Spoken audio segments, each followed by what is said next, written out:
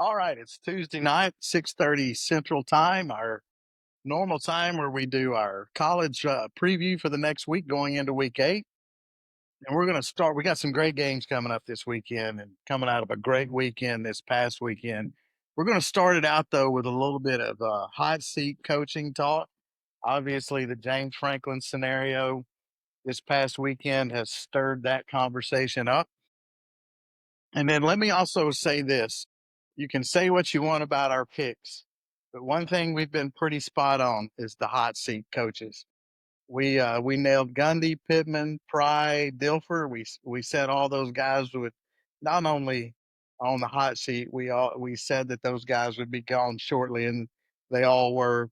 The only one that's kind of that we've said that's pretty much done. We've placed others on the hot seat is Napier, and Napier's his seat. It's just a matter of time before the losses catch up, and I think the decision's already probably been made there now that they have 4 losses. Um, so I know you want to talk about the Franklin scenario, D-Max. So give us your thoughts on James Franklin and Penn State in that situation. Yeah, Penn State has looked horrendous this season. I'm probably not on board as much as everybody else with this move.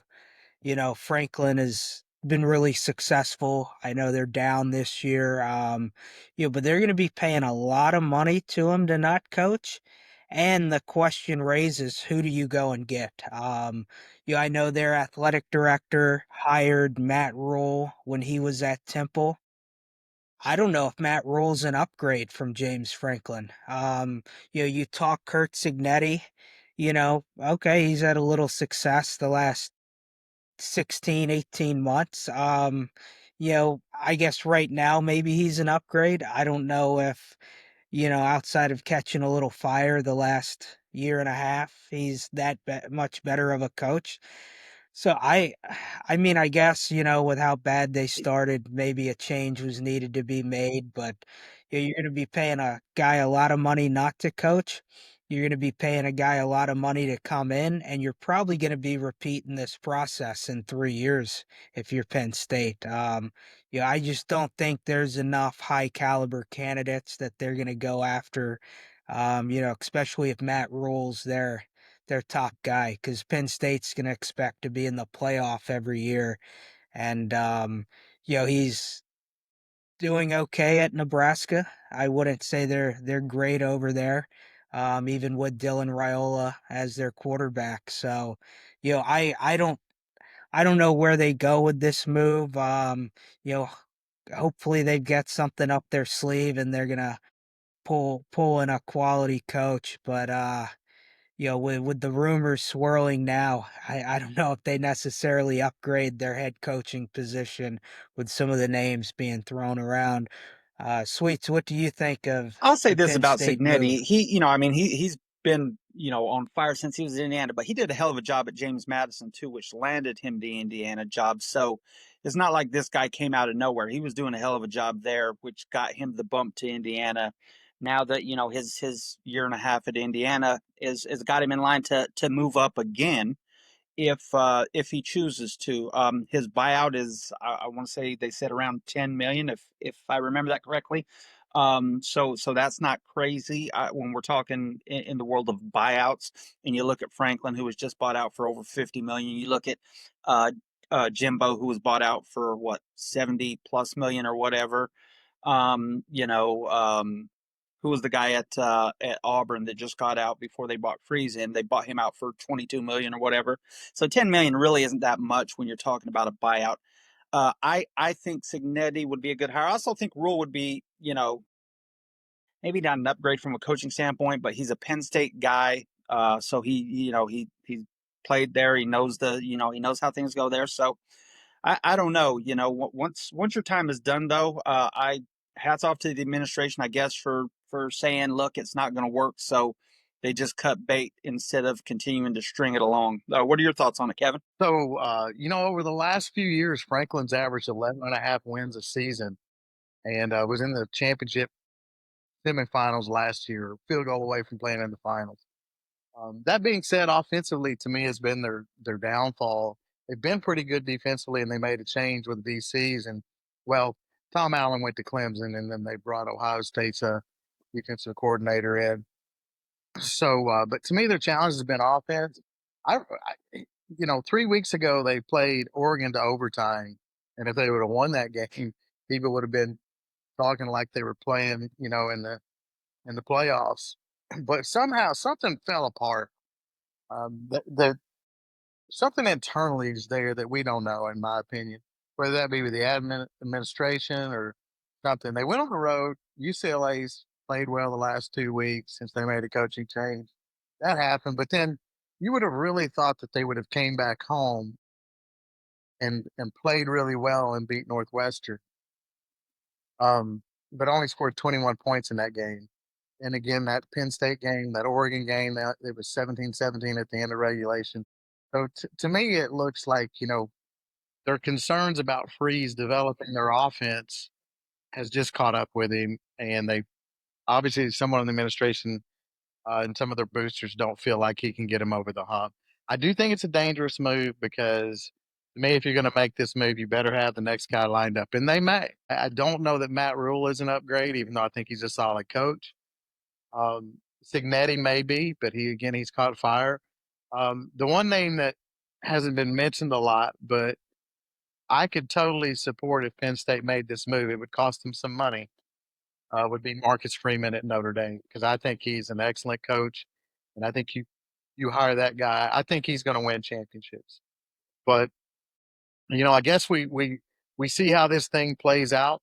I do think Franklin will end up on his feet somewhere next year if he chooses to. You know, he's going to get 50 million, and now he has to look for another job, and his next job will supplement that buyout. So if he gets a job that pays him 35, then it's 15 that Penn State owes him over an 8-year period. So, you know, the buyout's not going to be 50, whether it's 10, 15, 20, it's going to be less. If he gets out of coaching, he'll, you know, do like some do, go do like Urban Meyer, go to the media, spend a year, and then I think he'll get back into coaching. But I think he'll get offers, whether that's Florida, whether that's whoever Florida hires, you know, to him. You know, again, if Freeman were to go to Penn State, who's to say Notre Dame wouldn't go hire Franklin? Because he's been a guy that stayed out of trouble. The other thing, and that I would say that to me really hurt him, was his press conference after the UCLA game. He made a lot of excuses, and I don't think that went over well with anyone from an administrative standpoint and with Penn State. So it's going to be interesting to see, but I think it's a dangerous move. We'll see how it plays out. So from there, you know, again, other coaches on the hot seat. We've got others that are getting close. I'll jump in here. Hugh Freeze at Auburn. He came into this year with a lot of hope. Everybody thought that, you know, this was going to be the year. Got a good roster, one of the best wide receiver rooms. Got a quarterback transfer in Jackson Arnold that he kind of hand selected that person. Good defensive team. So honestly, they've played a tough early schedule. When you look, they went on the road to Oklahoma, on the road to Texas A&M, then came home to host Georgia. But this past weekend, you know, they're control that game 10-0 with on the goal lines. If they score at 17-0, fumble, controversial call, whatever you want to call it. But he lost that team to me right there by not being able to coach them through that moment and keep their momentum and again challenge them to keep fighting because that game changed on that play. You give Kirby Smart credit for making halftime adjustments, but that, you know, with the history that Freeze has had, not winning close games against good competition, that just fell right in there. And he kind of fell apart, you know, when that call went the way that it did. His overall record at Auburn is 14-17. Um, you know, that being said, you know, it's just not going to be good enough to win there. And so I will tell you this: I think if he loses to Missouri this weekend, which is a good team, I think he's done and he's gone. Now, if he beats Missouri, they also have Arkansas, Western Kentucky, some games. Kentucky is in there. Vanderbilt's in that schedule. They do have some games that they could go on a roll and win before they play Alabama at the end of the season. Um, if you're going to make a move on your coach, it's the right thing to get it done because you got to develop your roster. That being said, we've seen how things at Auburn go, and when they make the move, they like they've done in the past with Harsin and Malzahn, uh, their team just kind of falls apart. That they internally explode worse than anybody that I've ever seen as far as a college. So um, it's going to be interesting to see what happens if they lose this weekend because there is a lot of turmoil there, and there are people that wanting to be replaced. So if he wins, they can get some momentum. I don't think for their season. I think there's games that they can still win. So for their season, I don't think it's best for them to make a move, but I think they're definitely going to. So Sweetser, D-Mac, either one, what y'all think about Freeze? And then I know, Sweet, you got one you want to put on the hot seat Go ahead, too. D-Mac. Yeah, so on Freeze, I mean, I was high on this Auburn Tiger football team coming into the year. They've got immense talent on defense. Jackson Arnold was a five-star coming out of high school who struggled at Oklahoma. I thought the change of scenery was going to be really good for him. Yeah, they have Cam Coleman, Eric Singleton at the wide receiver position, Horatio Fields, Malcolm Simmons. They had plenty of weapons on the outside. And, their quarterback's averaging 165 passing yards a game. For Hugh Freeze to be this great offensive mind that he likes to say is you either got to go Deuce Knight or get Jackson Arnold slinging the ball a little bit better. Yeah, I think we could see a move this week on Hugh Freeze. And, there's going to be some key guys who are going to hit that portal in the offseason from the Auburn football team. I think Cam Coleman's a candidate there, really talented player. So, a few weeks ago, he had what, 3 targets, 1 catch for like 11 yards. So, a guy of his talent isn't going to be happy getting 3 targets a game and lose a bunch of games at that. So, I think we could see a move this week, Yeah, for sure. I agree. You think, Sweets? Auburn is just that their fan base, their boosters are the most toxic group of boosters in the country. I mean, they it's a constant power struggle for who is the ultimate man in charge over there. They got the Yellowwood guy, I mean, it's just there are 4 or 5 of them that are all fighting for, to be the top dog, and they never seem to get on the same page. Obviously, we're at that point again for them.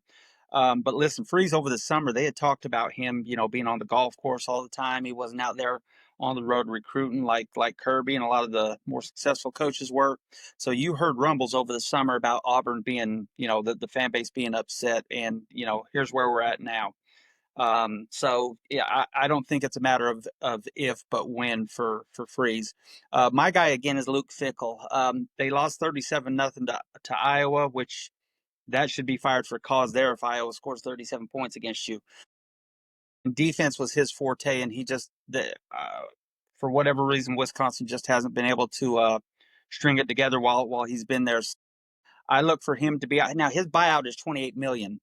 And I don't know financially where Wisconsin, if they're strong enough to pay that, hire another solid coach and keep it moving or what. But he's somebody that certainly, I could see discussions internally for him to be gone, and maybe they're trying to talk him into taking a little less buyout or something. But I think he'll be gone pretty soon.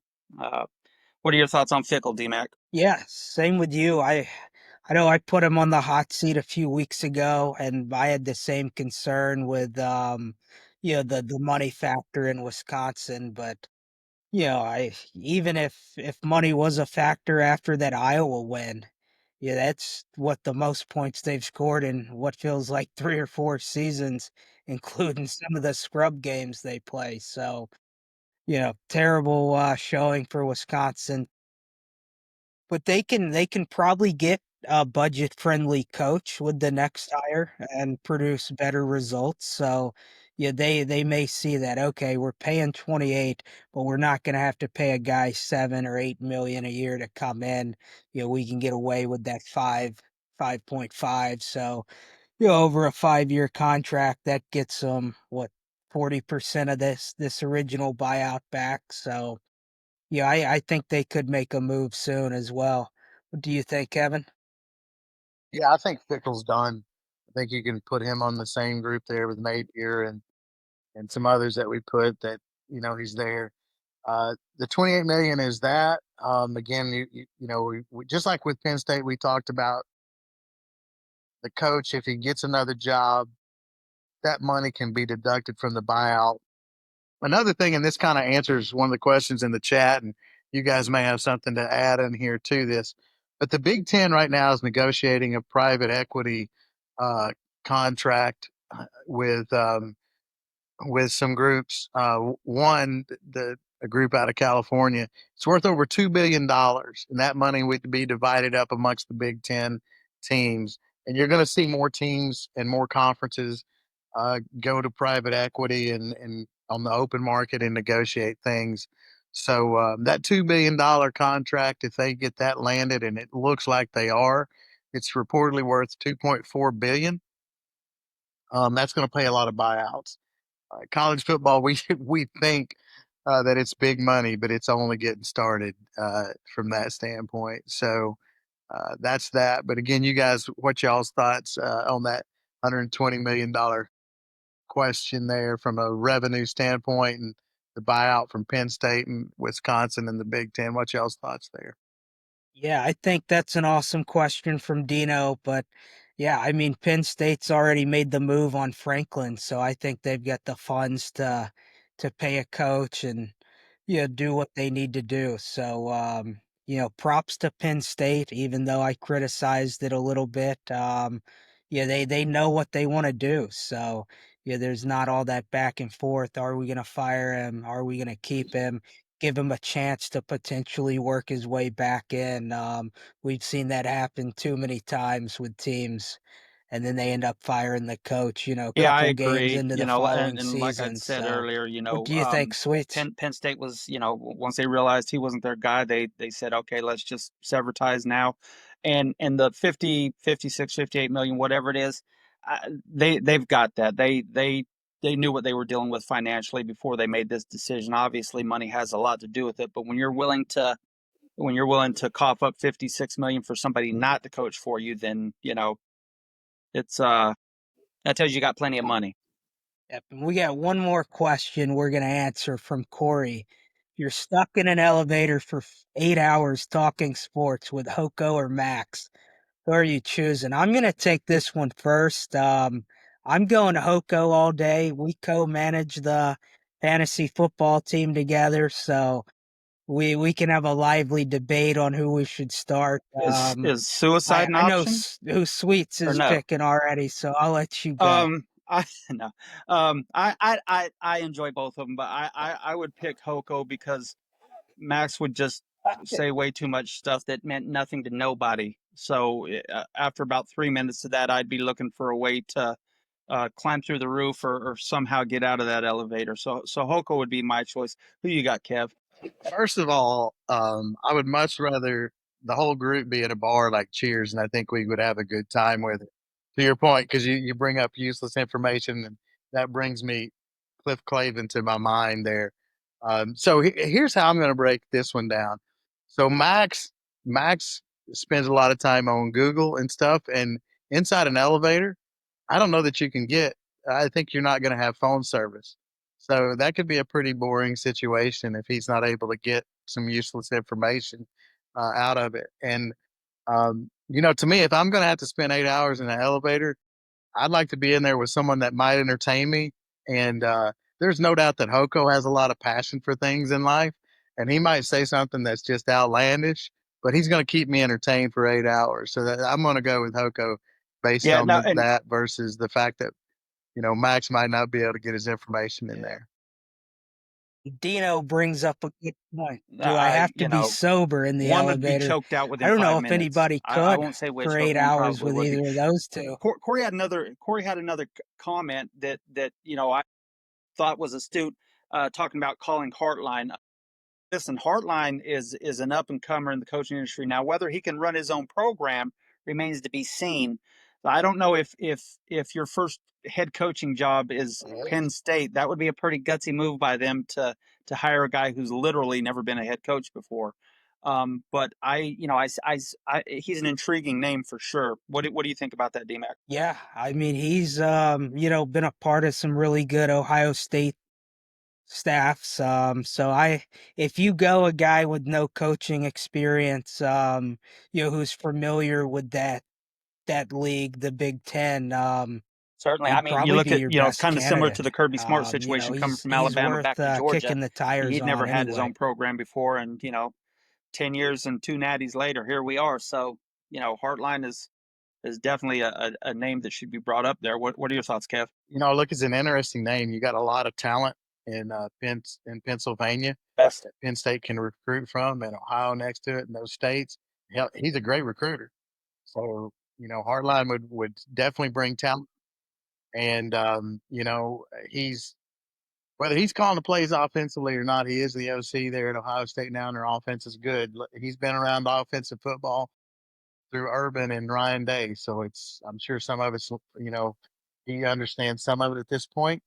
And to me, again, that's the challenge of that team is the offensive side. So hey, you could do worse than Hartline with what he could bring. He's going to bring you talent. And if he could improve that offense to, Penn State's a team. If they scored 27 a game, they'd win Yeah, most of them, even big games. Couple more questions. Sean asked if Urban Meyer will be back in the coaching cycle this year. That's a good question. I think it's possible. But I don't know if he honestly gets back into coaching. He's had a few too many yeah. losses and health scares to The way he try and left get Florida back was in. I'd janky, hate and then for the way he him left to Ohio State was have some heart worse. And then he problems in topped week that off two by for my leaving team. If Jacksonville the way he did. So that's a pretty toxic name right now. But one thing that guy can do is coach football, and I think he's a much better college guy than a pro guy. I don't think the pro guys they don't put up with that stuff the way college kids do or used to. I mean, college kids are pros now with the money that they're being paid, so they're starting to buck up a little on coaches a little more than they used to. But if it is that would be an interesting name. He knows the Big Ten, knows that area. I hadn't really thought about him, but that would be a that'd be a splash hire for sure. Yep. So let's move over to another recap that we didn't get a chance to cover last night, and that's the LSU South Carolina game from this past weekend. Kevin, I know you were at that one. You wanna lead us off in this recap? Yeah. So I'm going to start on the positive side first, and then I'll share my one concern. So let's start with the defense, and then we'll share the positive. I'll share a little positive of what I thought on the offense. Defensively, we were good again. I would say I'm a little concerned. We did give up some rushing yards, not just the long play to their running backs. We gave up 190 yards rushing on the ground. Only reason that concerns me is you got to get 3 and outs, and we had a tough time getting them off the field 3 and out. Now that being said, I'm not concerned about the defense, so I'm nitpicking there a little bit. So on a positive, gave up 10 points again. That secondary is great. Mansur Delane keeps playing lights out. DJ Pickett is getting better each game. I think he's at a point he's probably going to be that second cornerback very soon. And then your safety play with Halsey and Cooley is just really good. And look, um, Woodland's playing well, so that other cornerback positions, there's that secondary is just really, really good.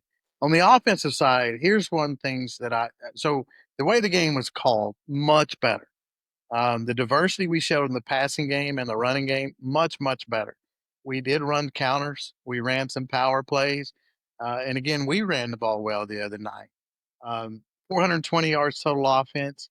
The passing game was not just strictly, we're going to drop back and look 15, 20 yards down the field, um, throwing into the teeth of a two deep safety, which is what we've done. Now, let me also say this: South Carolina played a lot of one high, so they didn't play two deep safety.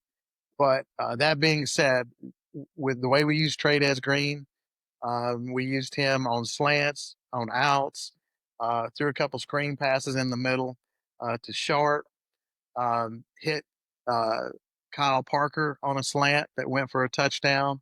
So we threw a lot of passes in the 8 to 10 yard range, which if you're going to play a team that's going to play you deep and you can hit them in front and then gain another 5, 10 yards or do like Parker did and you break it and go the distance, to me, that's the way we should have been playing all year.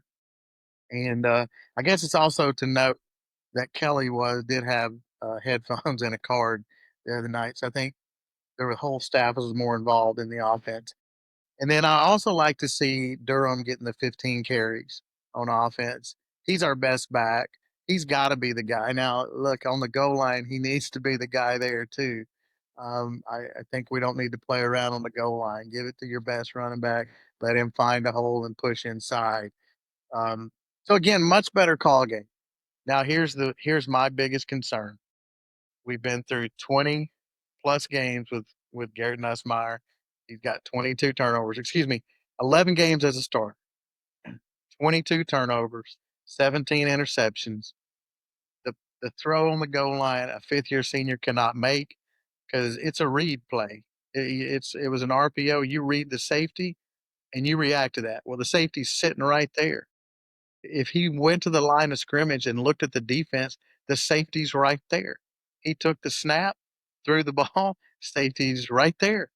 So I'm gonna try not to be too frustrated about that kind of stuff because there was a lot of positive. But if this team's gonna make the playoffs, Nussmeier's got to grow. I mean, he cannot turn the ball over. He I'm cannot make bad 100% decisions. with you. I Listen, think the Nussmeier potential, is the way the game is he's too called, far is along in better. his career But to be anyhow, making those we've got to fadeaway have good sidearm quarterback play. throws into Twitch, what's triple your coverage. I thoughts? mean, not only did you have the safety there, but you had a linebacker up standing on the goal line, and then you had the corner forcing him inside. So you're literally, throwing into triple coverage uh, off his back foot sidearm. It's insane. I, I hope he gets better. I after Jaden Daniels and watching him go from somebody who wouldn't throw the ball more than 10 yards to being the best player in college football the next year, there's hope for Nuss to grow out of it. Like Daniels did when the light came on, it came on and he went. Hopefully that starts this week because he can't continue to give the ball away, especially in those situations where we're down there in scoring position. He did it against Ole Miss. And it virtually cost us the game. So he's got to tighten that up defensively. Listen, we gave up 10 points. Heck of a job. Sellers is a horse to bring down, but we contained him. So I look forward to going up to Vanderbilt this week and getting a win. Pavia is a gamer, but he's not the athlete that Sellers is. So I think we'll have a little better luck corralling him. What are your thoughts on that, D-Mac? Yeah, we lost the turnover battle to South Carolina and still won the game. Well, looking at the next 3 games for the Tigers, at Vanderbilt, you get A&M at home, bye week, and then you're in Tuscaloosa to play Alabama. If you don't win the turnover margin or at least break even there, you're not going to win any of those 3 games, in my opinion. We've got to take care of the football. I am glad to see Garrett Nussmeier looked healthy this past week against South Carolina. But the decision making has still not clicked, like both of you said. So we definitely have to get things going there. Couple questions on this LSU game. So we'll briefly pop all 3 of those up. So we'll start with Andrew wants to know if I'm more likely to beat Nuss in a 40-yard dash or beat Corey in a game of bowling. I'm going to give you guys a little information and let the 2 of you answer this. So you guys have seen Nuss run, but you guys also have not seen me bowl yet. I was in a bowling league for 2 years recently, so I'll let you guys pick that one. So you might win the bowling match, but I'm going to also say this: I got confidence that you're going to beat Nuss in a 40-yard dash. We're talking with players on the field. If there's no players on the field, Nuss will take you in the 40-yard dash. However, with players on the field, like when he took off and gained 20 the other night, when you're constantly turning your Uh, head and you're about to fall I'm because visualizing the you're race, worried about and you're then I'm going to get visualizing the hit, bowling. and It's you a lot basically are to spinning like a top when you're get through. running. D-Mac, I think you take him in the 40 I'm because gonna he's say looking for while that Corey contact. is Which, apparently what's your professional thoughts? level bowler, I have faith in you, DMAC. I think you're more athletic than you look. That's not a knock, but I think you can take Corey. I'm gonna go there. We go. And then Bob's Garage wants to know if LSU should bench Nuss and put Van Buren in.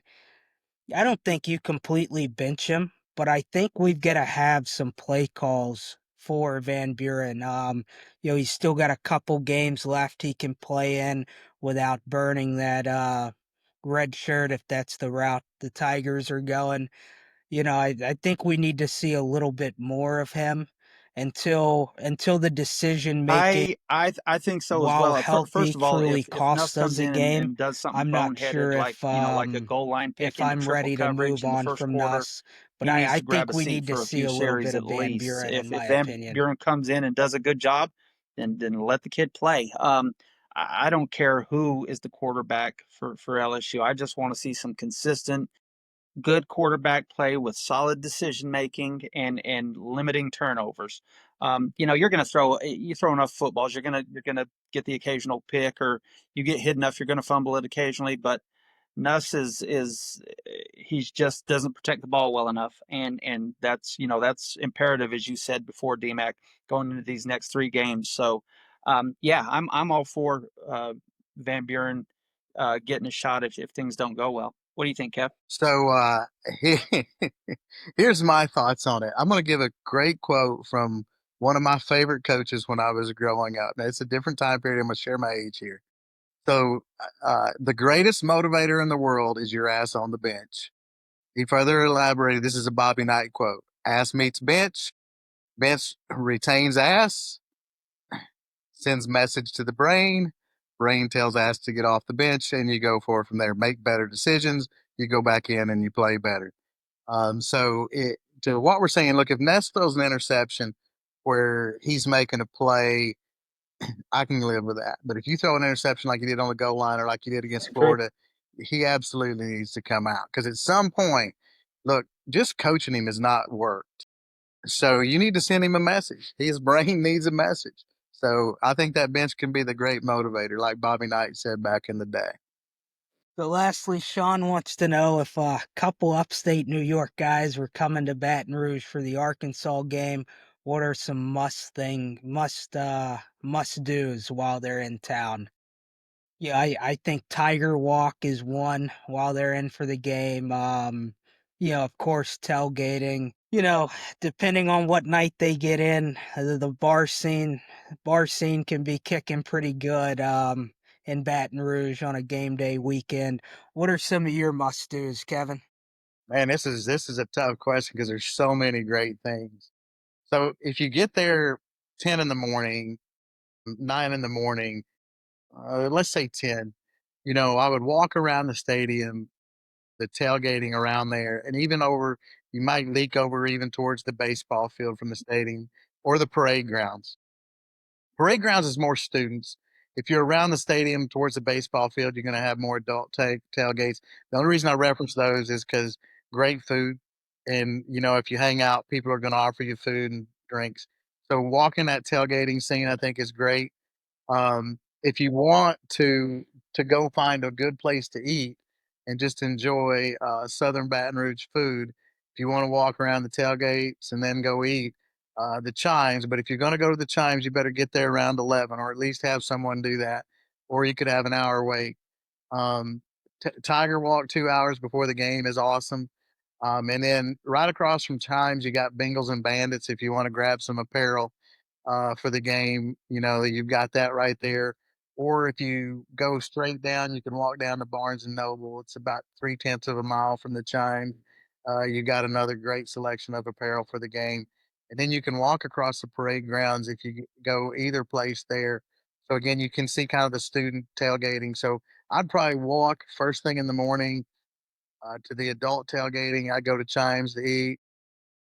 Then I get some apparel, walk across the parade grounds and see kind of the student tailgating scene there. You get down around the stadium. There's a lot of food. There's always concerts around the PMAC. And then if you choose, you can go in the PMAC. They'll have the 2:30 game on TV there. Um, and then, like you said, Tiger Walk is there. You've got Mike the Tiger's cage right there by the TMAC. You can see that. That's another good thing. The band will go into the PMAC after the Tiger Walk too, if you wanna hear 4 or 5 songs from the band play, and there's usually about by that time, there's usually about 3 or 4,000 people in the PMAC, and so I you can kind of just enjoy really that quickly, I experience. agree with So, everything both you guys if you're said. wanting to see I a think the lot, biggest thing that's would kind be of the path I just would hanging go. out, walking through the If different you know tailgates. some people Everybody's that going to just do invite a you great over for a tailgate, drink you or might just hook up with a them. bowl of But look, gumbo or it's a great something. game day experience, and my suggestion would It's a be good walk time. around, take it all in. Hopefully, Mike's cage is epic to go, especially if he's out. It's a beautiful day and he's running around out there. The Chimes is a can't miss. Definitely sneak over to the bookstore to get you some apparel, and then go hang out when the Tigers come marching down the hill. Yeah, I mean it's a can't miss experience. Anything that you do, you'll find fun in there. So there's a whole hell of a lot to do there. Where we go next, D-Mac? Yeah, we're gonna roll into our previews for non-SEC games. So we're gonna get started with a Friday night game, and that's Louisville versus Miami. Kevin, you want to get us started on this one? Yeah, so Louisville, Miami, Friday night game. Miami's a 13.5 point favorite. The over is 53 and a half. So when you first think of Louisville and Jeff Brom and Miami and all the years that they've been, Miami, you think two offenses that are really good because these are offensive teams.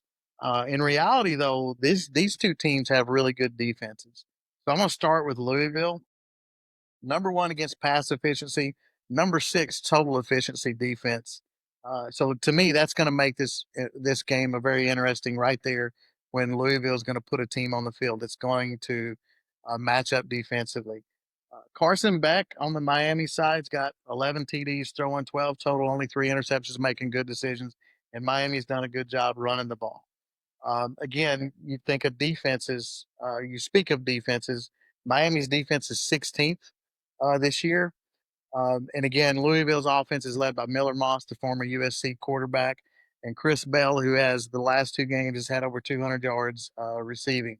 So so if I were going to pick this game, and I will, it's 13 and a half. I'm definitely going to say Louisville's going to keep it within that 13 and a half just because of the way these two defenses match up. And Louisville will be able to score some points. I think Miami will probably win the game. And one person I didn't mention for Miami again that leads their defense is Ruben Bain, who might end up being the number one draft in the NFL draft next year. Definitely a top 5 guy, one of the best defensive linemen in the country. But I'm going to go. It's going to be probably about a 7 point game. I'm gonna say 24-17 Miami. But don't be surprised in the fourth quarter if this game's tied with both defenses. And again, a turnover could swing this game. And with a pass defense like Louisville has, all it would take is a fourth quarter interception and a score, I'm and going to go ahead. Miami could lose a tough one there. I think Go ahead, Miami's D-Mac. definitely a top 3 team, but it would not surprise I'm me. gonna take Cristobal Louisville with loses the a game upset here. every year that I he like shouldn't. Brom. It would not I like surprise his me. And coaching Sweets called style. this the other Their night when we were doing defense the is playing recap. lights out, Wouldn't surprise me and if they can. Louisville pulls this One thing they're upset. gonna do is What have are you some good guys' offensive thoughts? schemes. Yeah, I'll For Louisville. So if they can catch y- Miami off no, guard a you few take it, times, sweets. and get a big play maybe in the special teams game or on defense, they can certainly go down there and pull the upset. What do you think, D-Mac? Yeah, so I'm with Kevin. I don't think Miami covers, but I think they win. And you mentioned the turnover battle. Miami ranks 8th in the nation in turnover margin at +6. So I think they force a late turnover. Miller Moss interception, fourth quarter. They go down, win the So yeah, game. Miami I'm comes gonna into the game go 5-1, and I'm gonna their go a head coach being firmly placed in 31-24 the middle of game Penn State's in this coaching one, search. So I with wonder a if late that will Miami affect score. affect the kids That brings us or to their our next preparation at all Friday night with that game floating around of the the week, program. Nebraska Minnesota's at 4-2 Minnesota. on the Weeks, season. what do you have on that one? They haven't played all that well. But it's nothing to sneeze at. Nebraska's ranked 25th here. They're favored by 9.5. I like Nebraska with Dylan Raiola here. I think Raiola has a good game this week. He's going to go for 300 plus yards. DMAC, you're going to love it. And I think Nebraska's going to win this game 31-17. They're going to cover, get the win, move up into the top 20 this week, and the rule rumors will get hotter as time goes on. What are your thoughts on that game, DMAC? Yeah, I'm going the other way. I'm predicting the upset here. Minnesota and PJ Fleck, I think are going to be able to do enough to get a win at home. My biggest concern is not the talent of Nebraska or Dylan Raiola. It's Dylan Raiola's ability to take over a game. The Minnesota defense has been playing pretty well. They're 27th in the nation this year, so they're going to get a little pressure on Raiola. And I just don't think he's ready to take over a game yet. I've been calling for him to take one over all season, hasn't done it. So I'm going to roll with I'm going to go 34-28 win for Minnesota here. What do you have, Kevin? Yeah, so look, I'm gonna row my boat with PJ, and I'm going with Minnesota too in an upset. Raiola did have 3 interceptions this past weekend. Normally he protects the ball, but against Maryland he had 4 TDs and 3 interceptions. I just think look, it's a home game for Minnesota. Their offense is a little different this year. The past 4 or 5 years they've been built around the run. This year they're heavy passing game Minnesota. So, but again, I'm going to roll my boat and I'm going to go with PJ in an upset. He pulls them off. He pulls a couple off every year. They're 4-2. They're going to go to 5-2, and then everybody on the Penn State fan base is going to be screaming. Let's create some drama. So that brings us to the Georgia Tech Duke game. Want to get us started on this one, Kevin? Yeah, so this is one of my favorite games because I'm such a Georgia Tech fan because just the way that they play and their coach. But let's break the game down. So you got two really interesting matchups here from a quarterback situation. You have Darian Mensah for Duke, who's got 15 touchdowns and leads the ACC with passing touchdowns. And then you have Haynes King on the other side, who just does what's needed. He has a 71% completion rating, but then he also runs for 5.2 a carry. And you look at Georgia Tech offensively, they're 238 yards rushing, 238 yards passing. To me, that is absolutely who Haynes King is too. He's going to run it if he needs to get a first down, and running's what's needed. He'll pass to get a first down. He's just a college gamer. So you have that offense against the Duke offense led by Mensa in the passing aspect of things. Both defenses, though, are also kind of suspect. Duke's defense is 80th, giving up 467 yards a game, while Georgia Tech is 65th, giving up 450 5 yards a game. So when you have the way the matchup plays, it's very equal. Offensively, I mentioned the quarterbacks, but both teams average 467 yards on offense. So the matchup's very even. That which goes right along with the spread. Duke minus 1.5. It's played at Duke. It's a home game with a total of 61. So again, you look at the stats, very even game. So here's where I'm going to go with it. In a game like this where the stats are even, I know Georgia Tech has had a couple games where they went on the road and they weren't as prepared, but I think they will be for this one. On the road, Duke's going to have their attention. And so then I'm going to put it down to coaching. And I think Georgia Tech is a little stronger on that side, along with Haynes King. And again, to me, he's a coach on the field and he's a gritty guy. So I'm going to go Georgia Tech 37, Duke 34. They kick a field goal late to win it. What's your thoughts, Sweets? I like what Brent Key is doing on the flats. Georgia Tech's undefeated. They're playing great ball. They're sound defensively. Don't make a lot of mistakes. Haynes King he Yeah, would be Duke talked is a about a lot team that more if I it weren't like a for lot Diego in this Pavia because he does ACC. the exact same Mensa's thing playing Pavia really does. good He just football at gets the it done, quarterback by position. hook or by crook. If 15 they need a first touchdowns to down, 2 he'll break pocket interceptions, and run for it. But he 70% does what he needs to completion do to get it done. percentage. So What I like Georgia Georgia State Tech to win the does game well here. defensively, though, I is they're missed only what the allowing spread was, but I 188 like yards a game through Georgia the Tech, I air, beg your pardon, but to they're win this allowing game here. I like 170 rushing. 31-17 So Tech. I think you're going to I have to think they get tighten Nate up the Shepherd defense going a here. little bit on the And ground if King you're throws for Duke. 2, runs And if for they're 1, able to do and that, maybe special teams I gets a think touchdown Duke for them. wins I this like game. Georgia They're Tech still by going to have 14. Who you got success here, throwing D-Mac? the ball because of how talented Mensa is. But if they can get Shepherd rolling a little bit, who's got 450 yards on the ground this year, so he's been running the ball well. I think Duke can pull off this one at home. I think it's going to be close. I'm going to go 31-28. Duke's going to win this one at home, but I still think that Georgia Tech gets into the ACC championship game. So um, that brings us to our next game, which is Ohio State at Wisconsin. You want to take this one, Sweets? Sure, yeah. So Ohio State comes into the game number 1 in the country, 6-0. They may ultimately be the team that finishes off their former defensive coordinator Luke Fickle. As you guys remember, he was at Ohio State for about what was it, about 12, 14 years, something like that, before he took the job at Cincinnati and then Wisconsin. They're just too much for Wisconsin in every way, shape, and form. They're giving up less than a touchdown a game. They're Look, averaging it's going to be ugly. 36.8 Ohio points a game State's on going to score a offense, lot, as and opposed their to way their defense Wisconsin, is who's playing, averaging I think 15 it's and a a half shutout. points a game, Give but me giving up Ohio State 45 nothing. 22.7 a game. This is going to be a I just game think where they're going to get their Ohio State's a backups better in coach. early They've got more because they need talent, it, but they're and going to roll. Sayan's playing great. He's I inserting think this himself one into the goes away Heisman talk. landslide. Back, what's your thoughts? They're starting to hit on all Yeah, cylinders. I'm with you I think that guys. this gets ugly. I don't know that. Wisconsin gave up what I'll 37 throw them a points to bone. I say Iowa Wisconsin last or week. Ohio State wins this game. I'm going to They call are it playing at home 41-3. this week, Wisconsin but kicks a field I goal to think avoid the Ohio donut. State What wins are your this thoughts on this one, game. Kev? I'm going to go 52. I want to call the shot. I'm going to go 52-0. They're shut out at home. And Ohio State just takes care of business. So that brings us. This might not be the game to do that, though. Just I, saying. I I would say there's some games that we all buy into that are close. I don't know if for a 26.5 point line though, you know, it's gonna be a blowout.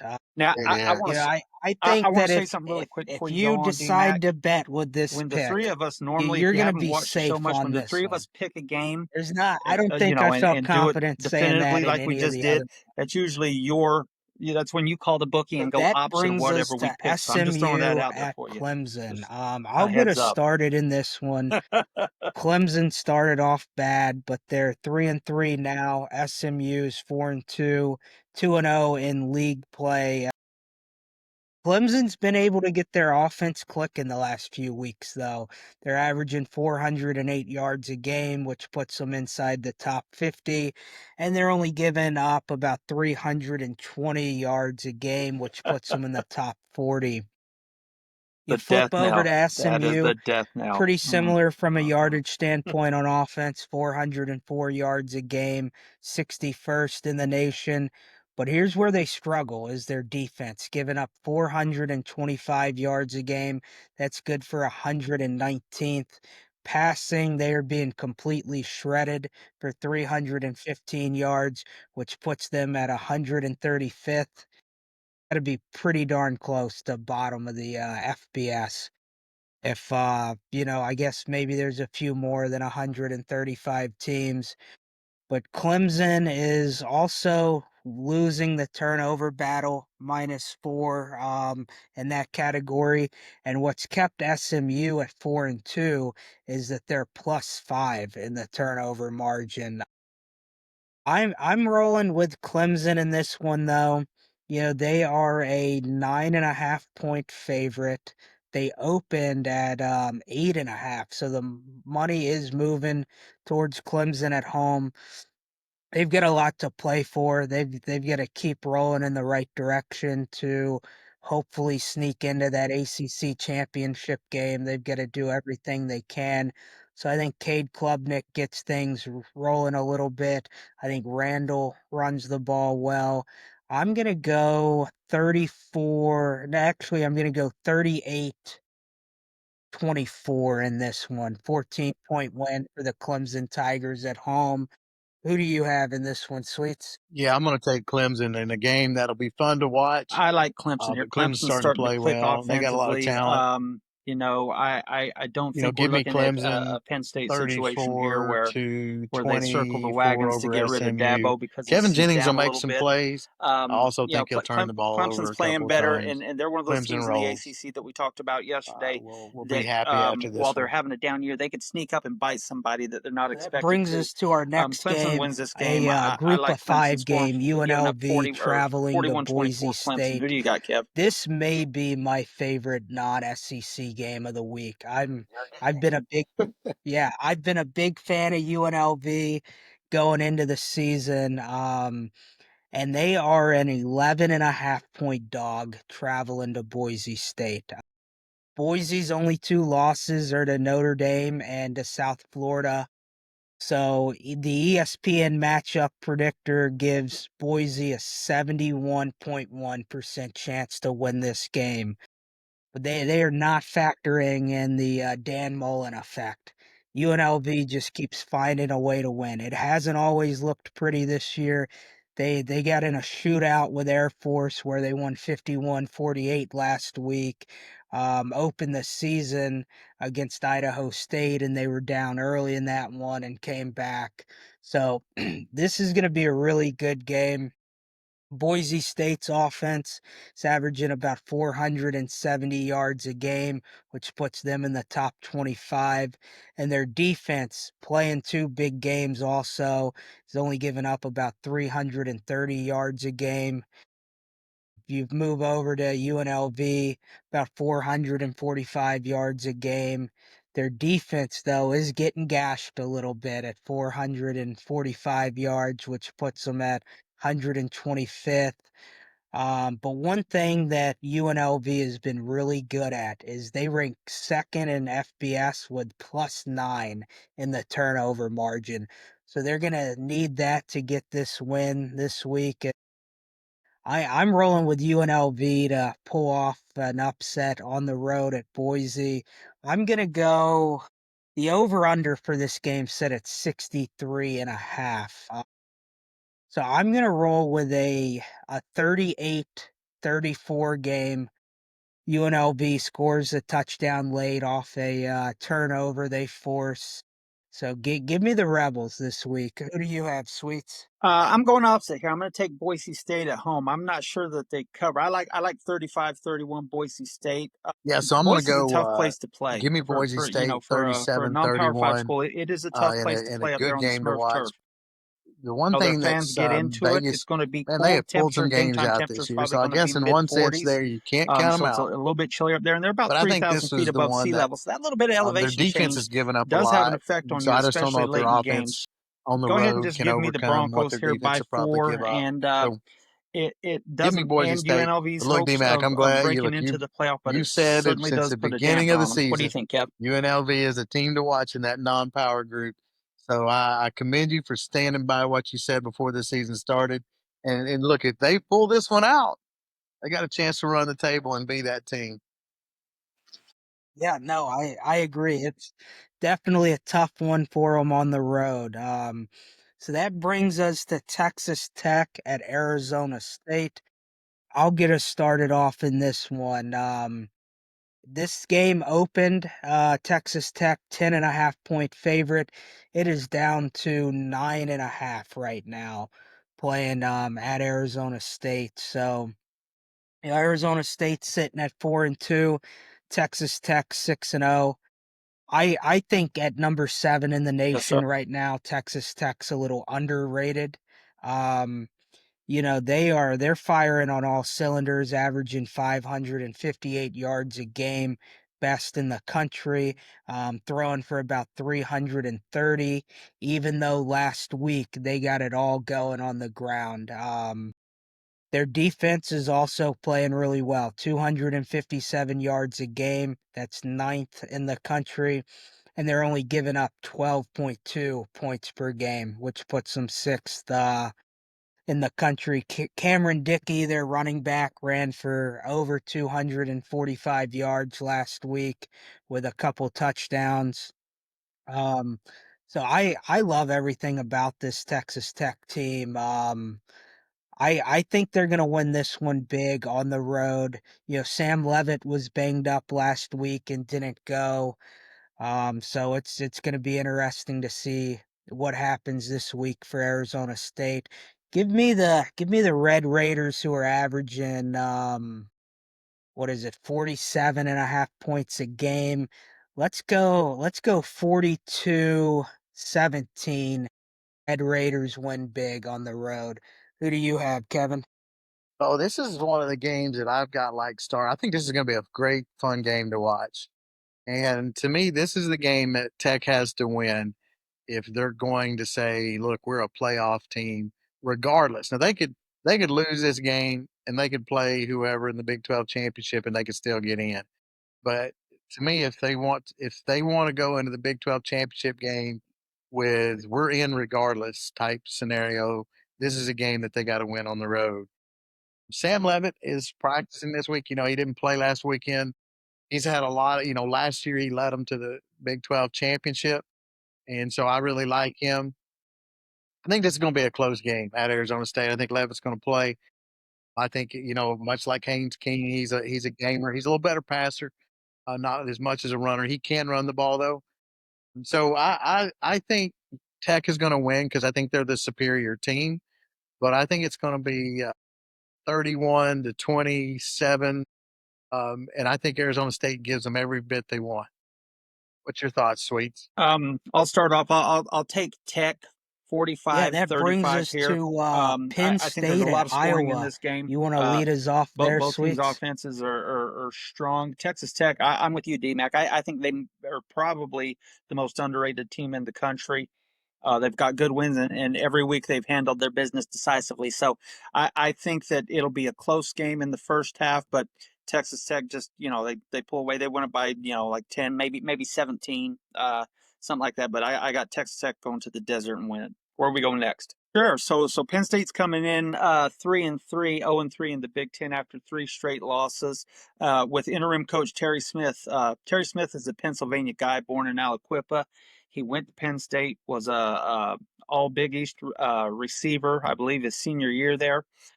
Went back after a short professional career and got into coaching in local Pennsylvania high schools and worked his way up to Penn State staff. He is a candidate for the job. The AD came out and said that Smith is certainly being considered for the job. So this is his debut. The next 6 games or so. And while the players love him, they're going to play hard for him. I think that Iowa State is going to be a little bit much for them. I like Iowa State here. Matt Campbell. They took their one loss, but I think they know that if they want to have a shot at the playoff, Yeah, they need Penn to step State's up got a and new get interim things head going here. coach. They've got a Or new I beg quarterback your pardon, starting this week, not and Matt Campbell. Ethan Lord, Gronkmeyer. I think that's how you say his last name. it's her You friends. know, I Iowa's need coming another off a drink. good offensive Yeah, performance where they I think scored for Rents, they 37 just won points last 37 week. nothing over This Wisconsin. I game, think that they're going to be too Iowa much for is Penn a State. 2.5 point favorite Give in me this one. Iowa Their offense is not going to have the 24-17. Who you success got, they had D-Mac? last week, though. I think Jim Knowles is going to have this Penn State defense ready to go. I think Coach Smith's going to have this Penn State team ready to fight. I think we're going to see a lot from new quarterback for Penn State. So I'm rolling with Penn State to get a win. The interim coaches have been doing well this year across the country. So I'm going to keep that trend going. This is going to be a 27-21 win for Penn State on the road here. Who do you have, Kevin? Yeah, so I think if you're going to go on the road and you got to have a win, this is not the game to do it. Iowa at home because they're so good defensively. And Drew, don't forget Drew Aller, even though he's not the best, he did get knocked out for the season for Penn State last weekend. So they got to go uh, down to their backup quarterback, and I think they'll fight hard with the coaching change. I think they'll play with a lot of passion and energy. But again, you're playing a team that don't make mistakes. That's good defensively on the road, and coming off a game where they won 37-0.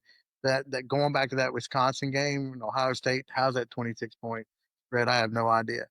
Worst loss by Wisconsin to an Iowa team, kind of going back there.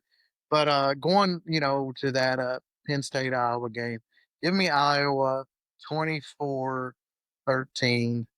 in a low scoring game that both teams fight really hard. Yeah, I bet Penn State wishes Bo Prabula was still in town right now. Yes. So that brings us to the USC Notre Dame game. So this game is, I believe, an 8.5 point line. Notre Dame's the favorite in this one. I will say, watching USC play the last few weeks, they are looking really dominant on the offensive side of the ball. They're running well, averaging 226 yards a game. They're throwing the ball well for 325 a game, averaging over 550 total yards a game, which is good for second in the nation. Um, the Notre Dame defense, though, has stepped up a little bit these last few weeks. Still giving up 350 yards a game, but that's been down the last few. So I think the matchup I want to see is, can this USC offense score on a Notre Dame defense? Notre Dame's another good team at forcing turnovers. They rank eighth in the nation and +6 in the turnover margin. Yeah, I don't know if Notre Dame covers in this one. CJ Carr is a guy that I'm a big fan of, redshirt freshman quarterback for the Irish, playing really good. 1,600 yards, 13 touchdowns to 3 interceptions. Jeremiah Love has gotten things going a little bit, averaging a little over 5 yards a carry and 8 touchdowns. So I think Notre Dame is able to control the time of possession in this one a little bit, and I think they win this one. I'm going to go 35-24. So I am going to take them to cover this one. Notre Dame gets a big win at home, and the Fighting Irish keeps on fighting. Who do you have in this one, Kevin? Yeah, so this is probably my favorite game of the weekend. It's a really tough game to call. Uh, Notre Dame, has played much better since their first two games, and they lost, to Texas A&M and M and Miami. And their pass defense was suspect, but over the last 3 or 4 weeks, Freeman's done a really good job of getting their defense to play at a high level. They got a great running game, and CJ Carr, I love him as a leader and a quarterback. So that's that side. And if you had asked me 2 weeks ago, I'd have said Notre Dame, and I still probably lean Notre Dame, and I'll pick them. But let me also kind of say USC. This past weekend, the way that USC beat Michigan was really impressive to me. The fact that USC ran the ball for 250 plus yards against that Michigan defense, still threw it, had over 400 yards of offense, over 450 yards of offense, and then also shut Michigan down, contained their running game. The more physical team was USC. I don't think anybody I think people would have picked USC to beat Michigan. I don't think anybody would have said they would have been the most physical team on both sides of the ball, and they were. So that brings them into this game in a where they got a lot of momentum.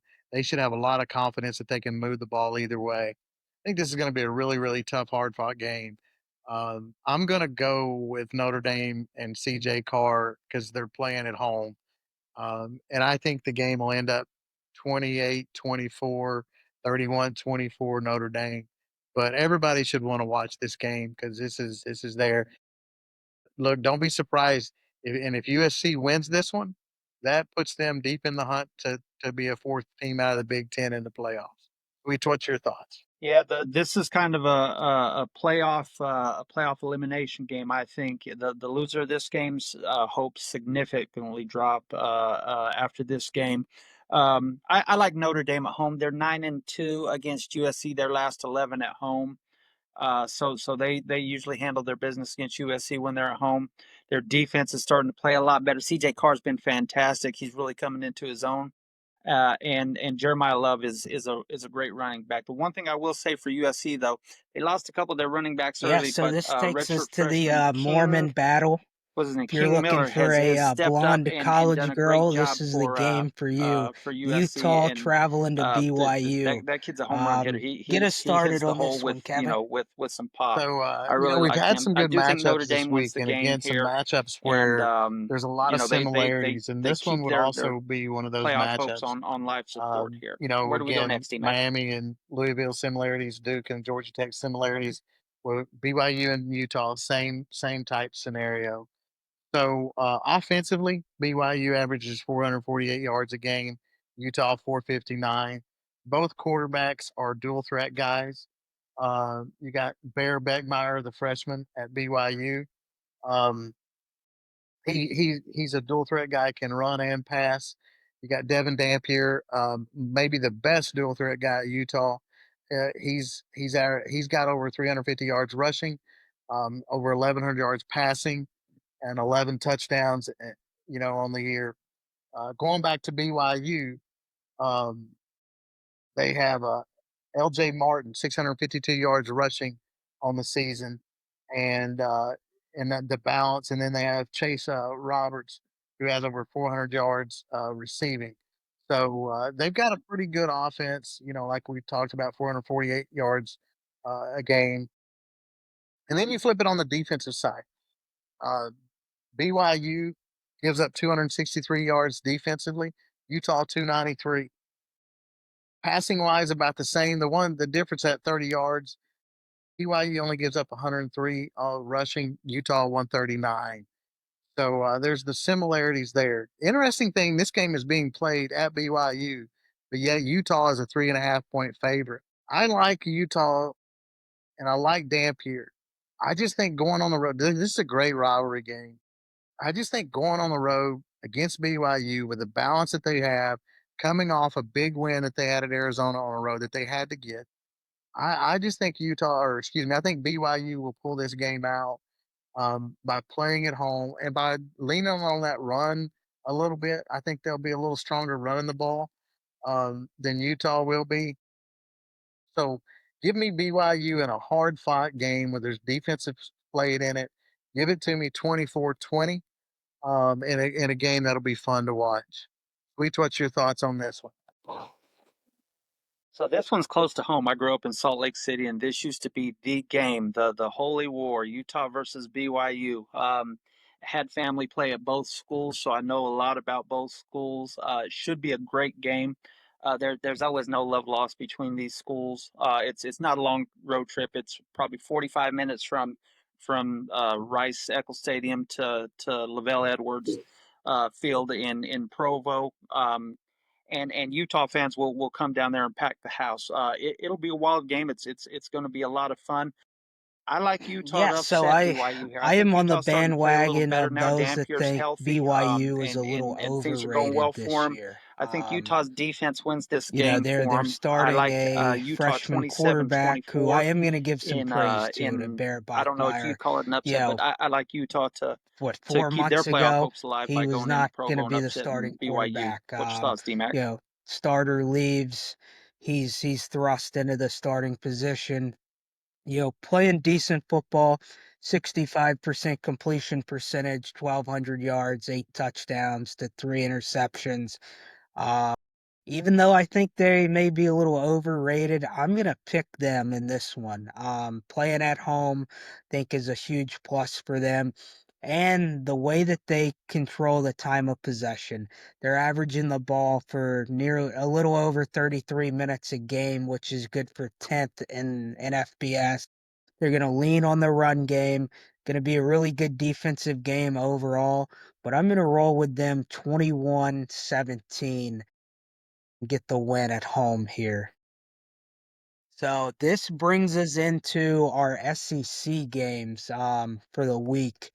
First one we've got on deck is an 11 a.m. game in Nashville, Tennessee, where the LSU Tigers travel to Vanderbilt for this one. So I'll get us started here. Right now, Vanderbilt is a 2.5 point favorite in this one. They lost a tough one a few weeks ago to Alabama to give them their only loss of the season. A few weeks back, LSU lost to Ole Miss and then got a win at home last week. The Vanderbilt offense, though, is really moving the ball well. 467 yards a game, good for 19th in the country. And their defense is only giving up about 310 yards a game, putting them in the top 35 in the country. You flip over to LSU, averaging about 373 yards a game, puts them 78th in the nation. Where LSU really thrives is their defense. Giving up about 297 yards a game puts them 21st, but they're only giving up 11.8 points per game, which puts them fifth in the nation. Vandy, what they're really good at is getting to third and manageable. They rank second in the country in third down percentage, converting about 60% of the time. But they're also heavily penalized this year, averaging about 68 penalty yards a game. One thing that I really like in this matchup is the LSU defense against the Vanderbilt offense. I think Blake Baker's going to be able to dial up some pressure and not allow Vanderbilt to have a bunch of third and twos, third and threes where they can easily convert those. So I think LSU is going to do a good job there. On the flip side, the LSU offense is going to have to show up and not have a lot of turnovers in this one. Vanderbilt does play physical football. They play smart football for the most part. So they are really going to have to make sure LSU is going to have to make sure they limit the mistakes. You can't have two O-line fumbles in this one and still win the game. So with all that being said, I'm gonna take the Tigers to win a close one. I'm gonna go LSU 28, Vanderbilt 24 in this one. What do you think, Kevin? Yeah, so 2 weeks ago, this matchup had me really worried, and I still would have to say that I'm concerned about the game. But this past weekend, the way that LSU attacked offensively, to score on Vanderbilt, they're going to have to maintain drives, and they did that this past weekend. You're not going to beat Vandy over the top for a long touchdown. You might get one, but you're not going to do it multiple times a game. So they're going to have to show the ability to drive the ball. So that's where and they were much better at that this past weekend. They just got to finish drives. They can't turn it over. They got to finish it and they got to score touchdowns. On the defensive side, like you said, DMAC, I really like the matchup there. I think LSU will try to keep Pavia in the pocket. They contain Sellers. He had 22 yards rushing, I think it was. Of course, some of that was sack yards. I think you'll see the same type of defense played the strategic part of this game that they did against South Carolina. They'll keep Pavia in the pocket. They'll make him throw the ball to beat him. Try to contain the running game of Vanderbilt. Be very disciplined on the back end. Don't get beat over the top on a big play. I think if LSU does those things, and I think that's what they'll do, I think they'll win the game. I think it'll be hard fought. Pavi is a competitor, so he's going to compete like heck all the way to the end. I like it 27-20. LSU. I think LSU gets in the 20s. I'm going to say this is the game that Nuss doesn't turn over as much, and we get out of there with a 27-20 win. Sweet, what's your thoughts? So I'll take LSU 24-13 here. We finally break the 20-point schneid in SEC play. The defense might get us one of those touchdowns here. I just think that while Pavi is a gamer and he's he gets all he's got out of his abilities, I just think LSU's defense is going to be a little too much speed for him. We'll contain him similarly to the way we did before, and I think that that we go up there and get the win. The biggest thing I want to see though is I want to see continued improvement on offense. I want to see Nuss letting it go. I want to see the line knock some people off the ball. And I'd like to see some consistency in the running back room. You know, pick a guy and go with it. If Durham's not ready, then give Barry the ball and let him go. This running back rotation it hasn't been good for years.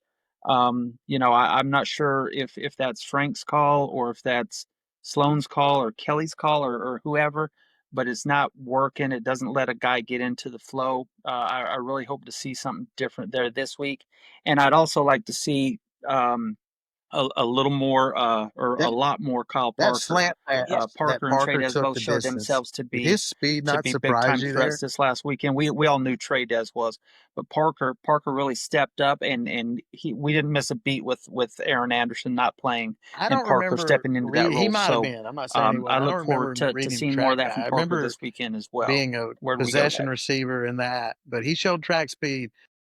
When he took that, he ran away from the defense. So, to your point, I I think mean, that you was know, very interesting he to was see. You I got to want to get say he him was a and track guy. Anderson Wasn't he both like on a the field 10-300 kid or something like that? with the way that he played the other day. A lot of weapons. They got to score more than 20 points. Lord. Anyhow, what's the next game? Yeah, that brings us to Oklahoma traveling to South Carolina. Kevin, get us started on this one. All right. So this is a very interesting game. You've got two teams that are absolutely led by their defense. South Carolina, solid defensively. Oklahoma, best front seven in the SEC, maybe the best overall defense in the SEC. And then you match that against South Carolina's offensive line problems. They fired their offensive line coach this week. So this is a game that, man, whoever gets to 17 might win. I don't know that either team gets to 17. Very similar to the Texas game, which I told my wife in the middle of that Texas game that whoever scores a touchdown might win because it just looked like it was going to be field goals. Oklahoma has Mateer. He makes up about 80% of their offense. He struggled against Texas. Some of that was preparation. He didn't get to practice much. But South Carolina's got a great secondary, and they have a good defensive front. Dylan Sampson can get after the quarterback, too. Again, matchups. Oklahoma's offensive line is banged up. They're struggling running the ball. And can they protect Mateer? Texas got after him the other day. So I think the way the game matches up, and South Carolina will be up for this game. Um, I think you're going to continue to see Oklahoma's offense struggle. I don't think they get the running game going at all. And I think like I said, I think this is a game it's going to be about a 17-13 type game. Um, what would make me want to pick Oklahoma in this game is their kicker is one of the best kickers. Sindall is one of the best kickers in the SEC. So that would make me want to pick Oklahoma. I think he probably gets 3 field goals in this game, maybe 4. I don't know if Oklahoma can stick it in the end zone against South Carolina coming off this game, and they're going to be quite. They got they're facing a lot of questions for their fan base from that game this past weekend. 3 out of the last 4 years, they've not scored a touchdown against Texas. The last 2 years, didn't score a touchdown against Texas. Oklahoma's kind of what we thought they are at the beginning of the season. Good defense, not a lot of explosiveness on offense. They're going to depend on material a lot. I'm going to go South Carolina with an upset here. I think Sellers is going to play well. He showed a lot of toughness last week. I think he's going to lead them to a win. Um, Beamer coached at Oklahoma at one time, was an assistant there before he got that South Carolina job. He went on the road last year and dominated them. I think this game means a whole lot to him because I honestly think he would like to be the next coach at Oklahoma. So give me South Carolina. I'll go 16-13 with a lot of field goals in this game. D Mac, what's your thought? Yeah, I was a lot higher on Oklahoma a week ago than I am now. Mateer didn't look good coming back from the hand surgery there. South Carolina looks absolutely horrendous, though. Yeah, this is a game, a couple numbers that stick out to me. As good as Oklahoma's defense is, they are -7 as a team in the turnover margin, which puts them at 129th. as bad as South Carolina is, which their defense has been good, but they're +6 in the turnover margin. You know, a name I think to remember in this one is Vakari Swain, the punt returner for South Carolina. I think, this is a game where he could get a score. I don't have much faith in Lenore Sellers in this one. So I think if they can force a turnover on their side of the field, they can get points. I think Swain could return one. I think this is going to be a close one. I'm going to go 13-10, and I'm going to go special teams touchdown for South Carolina with two field goals thrown in there. So give me Carolina in this one. Gamecocks get a much needed win at home. What do you think, Sweets? I'm going to pick Oklahoma here. I'm looking at Oklahoma, Texas as like a Kirby Smart Alabama deal. They just can't get over that hump. They played pretty well against everybody else. I mean, they've scored. They've been able to put up enough points with either Material or Hawkins at quarterback. I think that they rebound off a tough beat down by the Shorthorns, and I think that Oklahoma wins this game 27-13. I think they're able to shut Sellers down on the defensive Yeah, that side of the takes us ball, to Texas perhaps even get A&M a traveling to defensive Arkansas. score. I'll get And things started I in just like this one. Oklahoma to go Texas in and handle A&M's their business this week. I undefeated, think they're a lot better sitting than at they played 6 against and 0, Texas, 3 and and 0 they're in the looking to show it this SEC, week. So give me and also Oklahoma a win over by a Notre couple Dame touchdowns in here. South Bend. Where are we going next, buddy? Um, they've kind of have had a fortunate SEC schedule so far, where they got 3 straight home games: Auburn, Mississippi State, and Florida, all at home. Now they start a 3-game road stretch, starting with Arkansas. Then they've got LSU and Missouri. Few things that really stick out to me about this Texas A&M team is Colin Klein has this offense firing on all cylinders. They're throwing the ball well, running the ball well, to the tune of 460 yards a game, which puts them in the top 25. Their defense is also playing really well, only giving up about 290 yards a game. They're scoring 34 points a game as an offense. So you flip over to Arkansas, where their defense has just been horrendous this year, giving up 435 yards a game. Notre Dame just went into Fayetteville and put up a bunch of points against this Arkansas defense. They are under new leadership now with Bobby Petrino at the head, and that's kind of where they get their offense from, averaging 511 yards a game. I do think this one has the potential to be a little bit of a high scoring game. The over under is 61 and a half, with A&M as a 7.5 point favorite. On the Arkansas side of things, I love Taylon Green. He's thrown for 1,700 yards, 14 touchdowns. Mike Washington's been running the ball well. He's got 520 on the ground. Their best weapon from a receiving standpoint's Omega Blake, who's got 35 catches, good for 460 plus yards and 3 touchdowns. But then you flip over to Texas A&M, and they've got 2 really good wide receivers, Mario Craver and KC Concepcion, who I've kind of made it known he may be my favorite receiver in the SEC. Um, I I said he should have won Player of the Week 2 weeks ago. He had a little bit of a letdown game last week, as they really leaned on the ground game a little bit more. But I expect a big game for this Texas A&M offense. And I think Taylon Green and Omega Blake are going to have some success. So is Mike Washington from a running perspective. But at the end of the day, Texas A&M's just too good. I think they do lose one of these road games, maybe 2 on this 3-game stretch, but it won't be against the Arkansas Razorbacks. Give me Texas A&M 42-28 for Arkansas. So who do you like in this one, Sweets? I'm chuckling. I was going to say I've got Texas A&M 42-27 here. I think that they have their way with Arkansas. They've got Le'Veon Moss and Reuben Owens the second, running the ball back there with Marcel Reed. Reed's been doing a great job. But he's been efficient so far, and just taking what the defense gives him. They've been scoring a lot of points. Arkansas can score. Taylon Green is what everybody thought Lenore Sellers was going to be this year. He's having a great season. I believe he leads the team in rushing as well as passing, I love but they that. just have That's another nothing KC defensively. Concepcion touchdown in my mind. They're just not going to be able to stop Texas A&M. I'm going to go higher. I'm going to say Texas A&M 49, Yeah, so Arkansas this 27. I just again, you don't talk see about any way matchups. This is the Arkansas matchups in gets this a one stop. just don't fare well for Arkansas.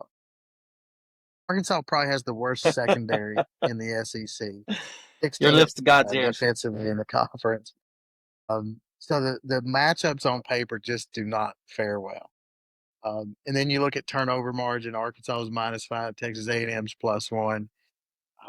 There's just so many things there that point you to A&M winning this game. Um, Here's though some other scenarios. This game's been played in Dallas for like the last 8-10 years, and this game is went into the fourth quarter with Arkansas either ahead or within a score in the fourth quarter in every one of those games, and they just could not pull it out, uh, being in a neutral site game. Trino, his second game, they played well against Tennessee this past weekend on the road, 34-31. If they didn't have a couple of turnovers in that game, they might have pulled that game out. That leads me all to this. This is an old Southwest Conference game, an old rivalry. The fans in Arkansas are excited, so I think they'll show up. The 2:30 Central Time game, I think that crowd is jacked up. A lot of people there remember the Petrino years in that 2010, 2011 time frame where they won 10 games. So I think their fans are going to be jacked up. And even though the matchup's not the best, I think that Mike Washington runs the ball effectively. Green throws the ball effectively. Trino does a great job calling plays like he always does. Give me give me Arkansas over Aggie in an upset. Aggie at some point's got to Aggie, right? They're 8-4, okay? That's just kind of traditionally what they are. This team's probably a little better than that. This weekend, I think Aggie shows up. I think Arkansas gets the win 34-28. Give me the Hogs in an upset.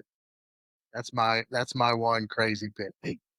Nice. So this brings us to the Ole Miss Georgia game. Kevin, before you take this one away, I have a question about this one for you. Does Landry catch the first half of the LSU Vandy game in Nashville and then catch a flight to Athens to watch your dad coach? So that's a good question. I here's what I think happens in that scenario. I think she's on the phone in Athens watching the game. She'll be in a box and she'll have the LSU game on TV, talking to that. She'll speak to Witt that morning, wishing best of luck. But no, I think she's at the game, supporting, wearing her Ole Miss colors, and supporting Ole Miss. She loves Ole Miss. She wants her dad to stay there and continue to coach. So I think that's where she'll show up from that. Interesting game here. Um, so Ole Miss, best offense in the SEC, 513 yards average on the season, fifth in the nation. Balanced 311 passing yards, 204 rushing yards a game. Where that matches up with Georgia and an interesting part is, since Kirby was a coach for Bama, he coached, was a DC under Saban. Kirby has always said he's going to stop the run. He's always tried to run the ball too, but he's always been, adamant he's going to stop the run. We all, you talk about Kiffin, great play caller, great offensive coach, and everybody thinks about the passing game. But when Kiffin has a good offense, he runs the ball well. Juan Lacey has been his guy this year, in the running game. Georgia's given up 97 yards rushing in this and on the season. So I think that's where this game lands. Is I think Georgia will control Ole Miss on the ground, and it's going to be a tight game through the first half. Um, and I just think the talent factor in this game. So the spread's 10.5 to Georgia, and I just think the talent factor in this game is going to go Georgia's way. Georgia doesn't rush the ball as well. They average about 130 yards rushing. And then on the passing wise, um, they're 185 a game. So offensively, Georgia's not been as strong on the year. Um, but I do think their defense will show up and they'll get some turnovers against this Ole Miss team. Give me Georgia in this game, 27-14 over Ole Miss. D-Mac, what's your thoughts? I want to go to Sweets on this one first. He's a Georgia guy. Uh, I first of all, I like Georgia to win the game. I like Georgia to win the game 27-21. I don't think they cover, but I do think that their defense is talented enough that they're gonna contain Chambliss the way LSU couldn't. They'll keep him in the pocket a little more. They'll close their backers will close up those lanes a little better than everybody else has had success against him with, and they're going to handle their business on defense. I think offensively, Stockton is managing the game well. He's not setting the world on fire statistically, but he's not making a lot of turnovers. He's keeping the train on the tracks, and I just like Kirby. I like Kirby here to outcoach Lane, Landry, his defense versus Lane's offense. So I'll Landry. take the Pups 27-21. And I think that what's her name? What's Week's girlfriend's name? Different. Say it again. Landry. Landry will be in Athens. She might Athens is a she lot might of shoot fun to as a Nashville college after the town. game.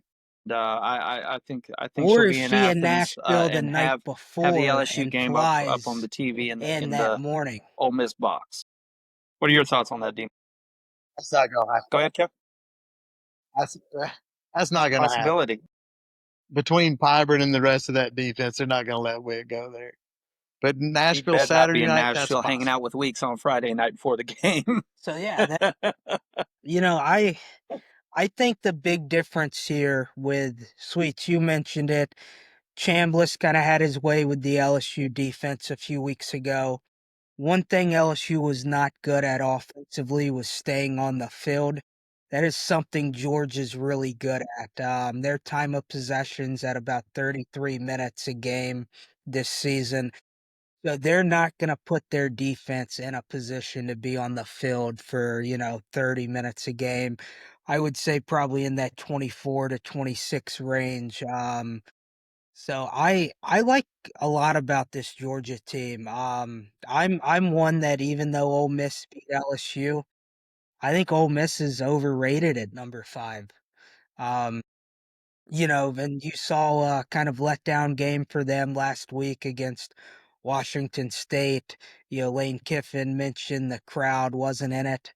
Well, the crowd's not going to be in this one either. It's going to be all Georgia Bulldogs this week. Sweets got a message for Bella again this week. We have not let you down in 2 weeks, so we're not going to let you down this week either.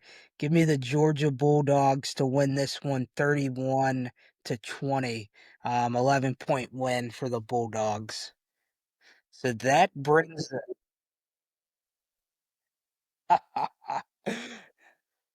That brings us to a really interesting game, in my opinion. The Mississippi State If you see a shoe traveling to the fly by my swamp head, you know where against it came. Florida. Sweets, you want to get us started on this one? Sure, yeah. Jeff Levy's looking to get his first SEC win of the year. They started off 4-0 and have lost their last two, but they played better than a lot of people thought. Yours truly included. Blake Shapen has been back all year. He actually got hurt against Florida last year, which put him out for the season. But he's done okay this year. I think at the end of the day here, I think Billy Napier avoids the guillotine this week. I think that they win. I think their defense shuts Mississippi State down.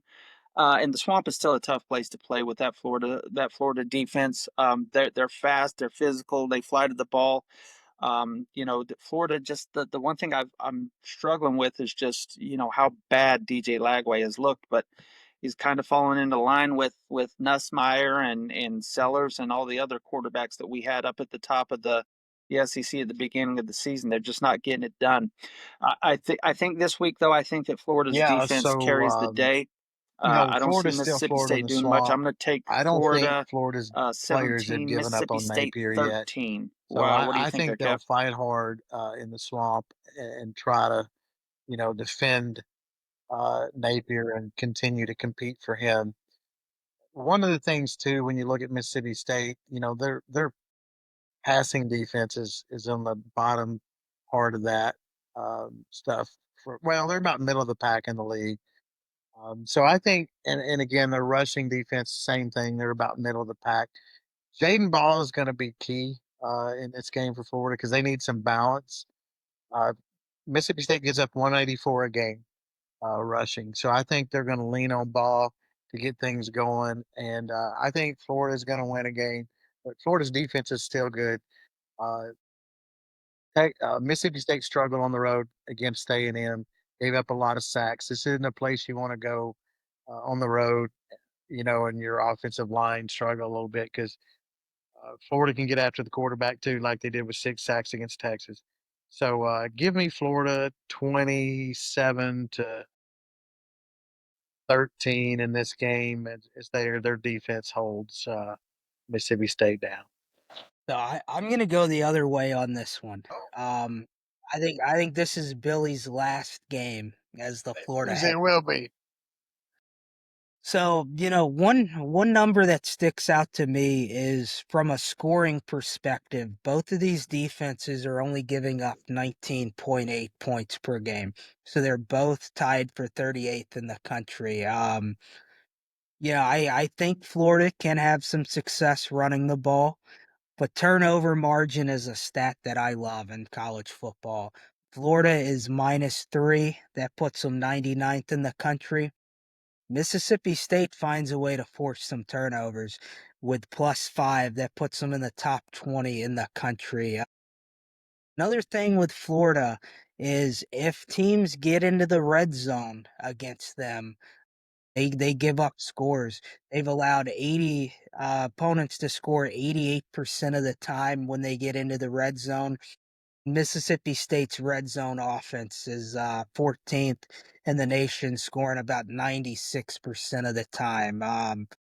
So Lagway has looked better these last 2 weeks in the win against Texas and even on the road against Texas A&M. He didn't throw an interception in that one.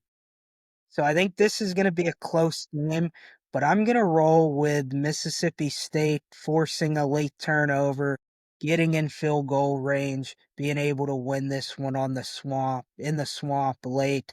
Give me Mississippi State 27, Florida 24 in this one. Uh, Florida is looking for a coach after this one. So that takes us to Texas, traveling to Lexington to play Kentucky.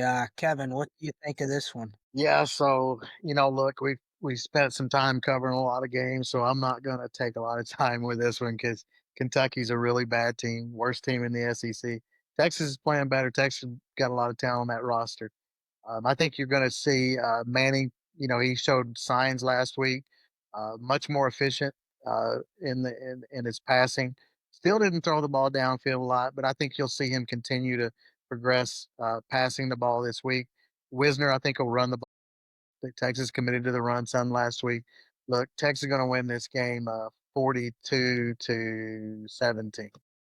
Sweets, what you think? Yeah, Texas looked a lot better. Manning, came out. That's a big win in the Red River Shootout. And Kentucky's just awful. I don't think they have anything. It looks like they've already melded in, and Stoops is one of those hot seat guys that we haven't mentioned, but he's there every week. So I like Texas big here.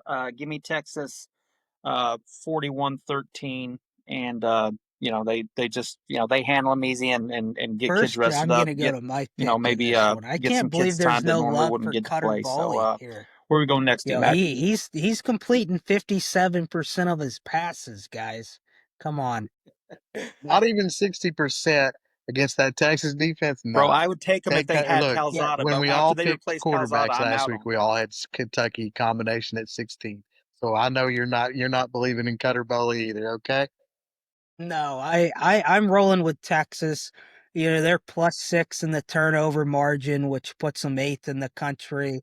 I'm gonna go 38-0. They don't allow Big. Kentucky to score on their home field. So that brings us to a big game. I know you'll love this one, Sweets. Tennessee at Alabama. Get us started on this one. That's the game of the week for me. I like this game better than Ole Miss Georgia. So I think this game boils down. I think the biggest matchup is Tennessee's explosive passing offense versus Alabama's secondary. This is the power play for both teams. If Heupel can have some success scheming to get Tennessee receivers loose, I think that they could go into Alabama and win the game. They've played well. Their one loss was the gift that they gave Georgia earlier this year. Alabama's looked a lot better. They've improved every week. But I'm going to go ahead and pick Tennessee in this one with a late field goal. I'm going to take Tennessee winning this game 20-17. They're going to the Vol fans will try to Yeah. rush the field at So Bama, but look, but this get is going to held be a off great by fun game to watch. Alabama's finest The here. thing that What are your thoughts concerns on me this if I game, was a Kev? Tennessee fan in this game, again, turnover margin, Alabama leads the league at +9. Tennessee is +2. Uh, in that aspect, the things that would make me feel good if I was a Tennessee fan, Tennessee's third in the league in rushing, and again, Bama's defense does give up rushing yards, and that's been a consistent thing. Again, flip it one more time. Things that would concern me if I'm Tennessee. Tennessee's 15th in defense, and Alabama's moved the ball well passing. Your top two passers are in this game. Aguilera, 1,680 yards. 2 yards behind him is Simpson, 1,678. So that's to me where it balances out. I look at um, Tennessee, and all year you've been wondering when is Jermon McCoy going to come back at cornerback and play in a game. And there's been no comment that he's going to play this game, so I don't expect him to.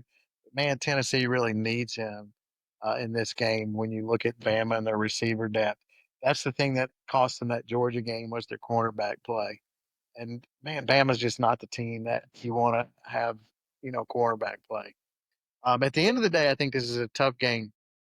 Um, Bama's pulled out a couple of close. I don't think Bama's the type of team that they were 10 years ago that they're just going to mow teams, down.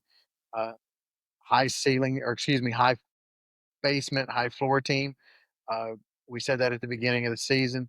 I think the difference in this game is going to come down to turnovers, and I trust Simpson more to protect the ball than I trust Aguilera. And that's not a knock on Aguilera because he's played really well. It's really more of a compliment to Simpson.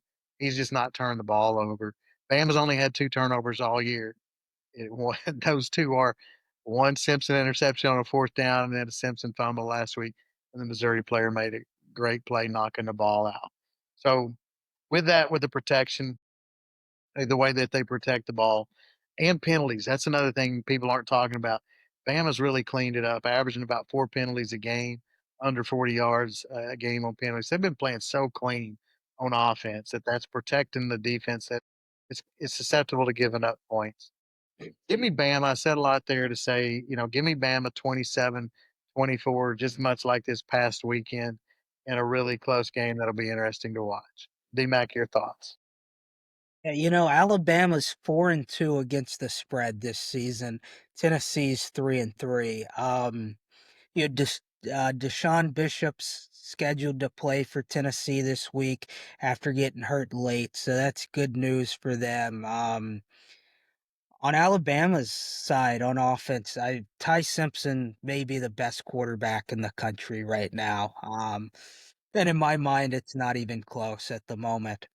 1,700 yards, 16 touchdowns to one interception, which that interception was on a fourth down against Vandy. Vandy actually kind of did them a favor by picking it off a few weeks ago.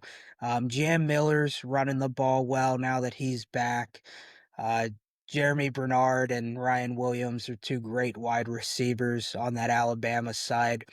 With the lack of depth for Tennessee in the defensive backfield, yeah, I think Alabama's going to have a chance to feast throwing the ball in this one. And back to my favorite stat in football, the turnover margin. Alabama is +9 this season in the turnover margin. So I think this is a game that Bama covers. I'm going to go give me 38-24. Alabama's defense continues to move in the right direction. So love the Crimson Tide in this one as much as it pains me to say that. So that brings us to our last game of the night. Hey, before we go to that last game, we've mentioned a couple players here that from an availability standpoint, we need to mention. So Miller is in concussion protocol for Bama running back, and without him in the game, they've struggled running the ball. So your points about him, if he's there, he's really important to that offense. But there is things internally saying that he may not play due to being a concussion protocol. And again, Le'Veon Moss, we mentioned him earlier. He could be out this Arkansas game too. So just a couple things there to consider. But go ahead now. What's our next game? Yeah, so that brings us to Missouri traveling to Auburn for a 6:45 Central Time game this week over in the plains there. So this is a game I thought we learned a lot about Missouri last week. I'm still a fan of Missouri after their loss to Alabama.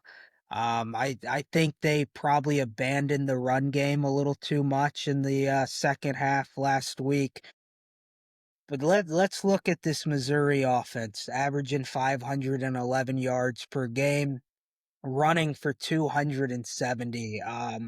Ahmad Hardy, Jamal Roberts, Bo Perulla, they're all running the ball great. Hardy has 782 yards, 9 touchdowns on the season. Bo Perulla's thrown for almost 1,400, 11 touchdowns, and complete nearly 73% of his passes. You flip over to the Auburn offense. Jackson Arnold has thrown for 983 yards this season.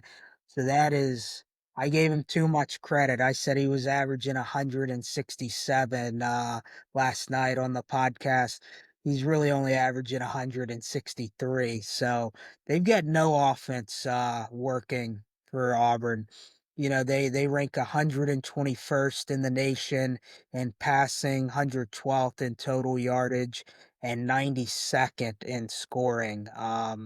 Their defense has kind of been their saving grace that's kept them in some games. Auburn's defense has only given up 17 points a game. Missouri's only a 1.5 point favorite. And outside of the turnover margin that I always love to talk about, my next fact is a Hugh Freeze fact. I think he's moved to 2-13 in one score SEC games as an SEC coach. So Vegas says this is going to be a one score game. I don't know how you could take Hugh Freeze in this one. Give me Missouri to get things rolling, keep the time of possession on their side in this one. I'm going to go 31-17, 14-point win. And I think this is another game where, is a 3-4 start enough for Hugh Freeze to be gone. I think we'll see that answer on Sunday. What do you think, Sweets? Well, Josh Pate said if he loses, he's done. So, and I think they're going to lose. So we'll find out. I think that Mizzou with Pribula and Ahmad Hardy, I think they've got the ball rolling defensively. They've been fantastic. They're giving up. I think the stats here says 72.8 yards a game. Rushing wise, they're just they're playing really good ball here. The game against Alabama, they certainly had their opportunities. I think in hindsight, Drink would have done some things differently there with a few different calls, but you live and learn here. End of the day, I think that Mizzou is just too much for Auburn. I think that Auburn feels the pressure. And I think if you want some yellow wood, you better contact Jimmy Rain before the weekend because he's getting ready to sign Oh, another that's buyout good check. stuff. Look, What do you think, Kev? man, this is a game where if I'm looking at the pulse of both teams, you're talking complete opposite ends of the spectrum. I say that because I think Missouri is going to take last Saturday's game that they could have won, and they're going. I think Drinkowitz will really bring positive energy based on that and going into Auburn. Um, and I totally agree with you, D-Mac, from the standpoint they got away from the running game more than they should have. 12 carries for Ahmad Hardy. They should be ashamed. He should get 16 to 20 every game. So I definitely think, and especially when they had the ball in the second half with a chance to take the lead, and they threw the ball. They were at 3 and out, but they threw it on first down and third down. I think they would love to have that series back and give the ball to Hardy to get things started. I say all that, and then again, you go, man, Auburn could not be in a tougher spot. Played a first half where they controlled the game, 42 plays to 16, absolutely dominated time of possession and the whole tempo of the game, and then just fell off the cliff. Didn't coach that moment in the second half well at all. And so, how does Hugh Freeze get this team back up? You're Damari Alston, whether he quit, well, whatever. But they say he's not on the team anymore, and he was a captain. So, again, just speaks to a lot of internal things. So, you talk about all those things, and you're like, how in the world does Auburn get up for this game? I say that to say this. I think that to me, when you look at 19, 20 years old, there's just something about the resiliency of a 19 to 20-year old. And Auburn's been good defensively. And again, we've talked about their home crowd before. Their fans will show up. They will be there for this game. They'll put 80,000 people in that stadium, and they will be loud. And I think that will get their team going. I know Missouri's got some decent defensive stats. But look at the only team that they really played with. Well, Kansas is a good offense, and then Bama's a good offense, and both those teams put points on Missouri. UCA and the rest of those games. I think their defensive stats are a little misleading. And when you watch the way that game went last week, Bama did have success running the ball. So I don't lead that to think that Auburn's going to get 30 points, by no means. But I do think Auburn's going to have enough success that they get into the 20s, and I like their defense. And the one thing that really stood out to me in watching that game, Prabula has had a good season for Missouri, but he could not throw people open last weekend, and he really struggled with accuracy against Bama's defense. And Auburn's defense is good. And so I really see Prabula going on the road, struggling, and probably having a couple of turnovers in this game. So I'm going against all the conventional wisdom from an emotional standpoint where their teams are at.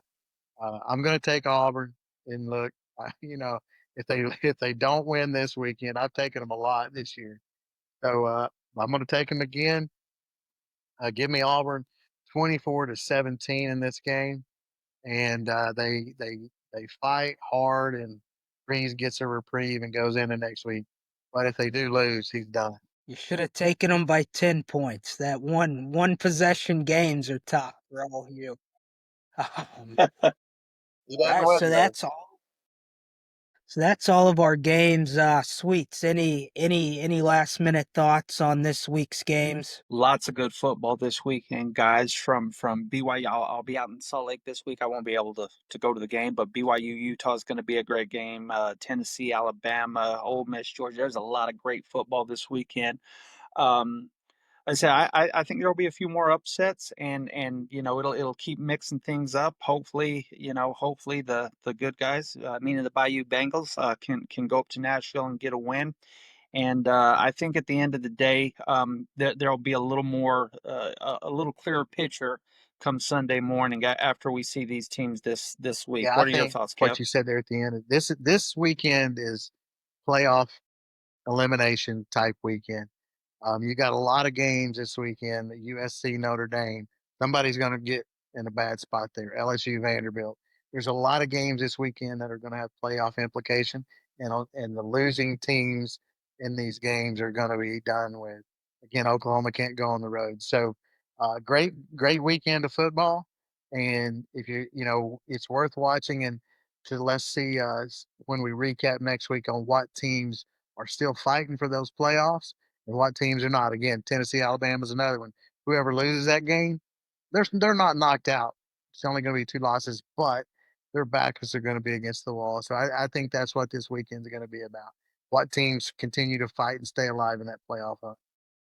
Don't forget your Vegas team either, D-Mac. I know I'm not. So two wrap up thoughts for me. I want to hone in on that Notre Dame USC game a little more. Yeah, this is more of a must win game for Notre Dame. At 9-3, they're bounced from the playoffs this year, I think. USC though, with a loss, if they finish 10-2, get into that Big Ten championship game. Yeah, they've still got a lot to play for. If they lose this one, and then final thought: UNLV getting a big win on the road at Boise this week coming up. And I think Dan Mullen's back in the Power Four after this year. I as even I know Jeff Levy's job isn't in danger with the start he had.